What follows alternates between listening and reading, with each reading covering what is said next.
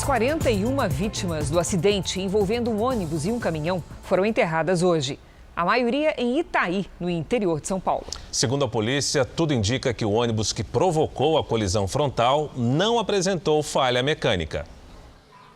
Sônia é uma das sobreviventes do acidente. Ela perdeu a mãe e o marido. A irmã e o primo estão internados. 5 pessoas de uma família que trabalhavam juntas na mesma indústria têxtil. Eu estava dormindo, eu não vi. Eu acordei com aquilo tudo já acontecido. Aí eu olhei para trás, assim, estava tudo sem banco, aquele fundo do ônibus todo aberto. O marido Rony teria protegido Sônia antes da batida. Eu acho que ele se jogou do meu lado para não me atingir. Salvou minha vida, mas era para nada disso ter acontecido, né? Se não fosse a ultrapassagem, né?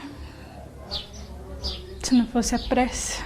Os investigadores tentam esclarecer o que provocou a colisão entre o ônibus e o caminhão. A polícia vai comparar os depoimentos de sobreviventes e de outras testemunhas com a versão apresentada pelo motorista do ônibus. São as versões que houve uma tentativa de frear e não funcionou, que não houve a tentativa de frear e simplesmente uma ultrapassagem no local proibido. Indica para que não tenha sido uma falha mecânica. Mas eu não tenho como afirmar isso sem um laudo na mão. Uma nova perícia foi feita no que restou do ônibus. A empresa de transporte era clandestina e rodava ilegalmente desde outubro do ano passado. O ônibus corria mesmo um pouco, era agitado o ônibus, né? Meio apavorado no volante corria bastante. Inclusive, passo na rua da minha casa. Às vezes eu ouvia o zumbido do ônibus e eu até sentia mal.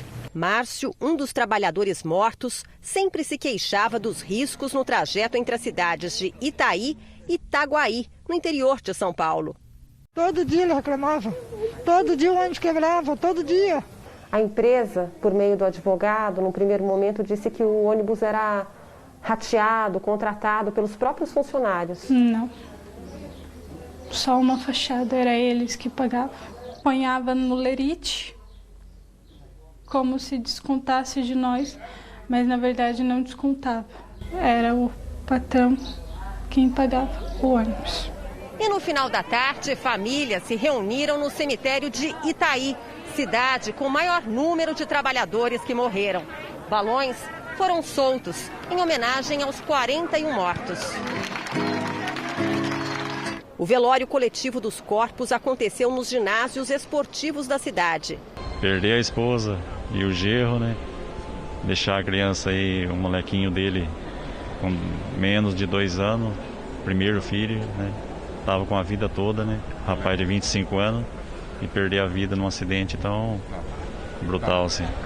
A Star Fretamento e Locação afirmou que toda a documentação do ônibus envolvido no acidente está em dia e que está ajudando as vítimas e auxiliando com a investigação.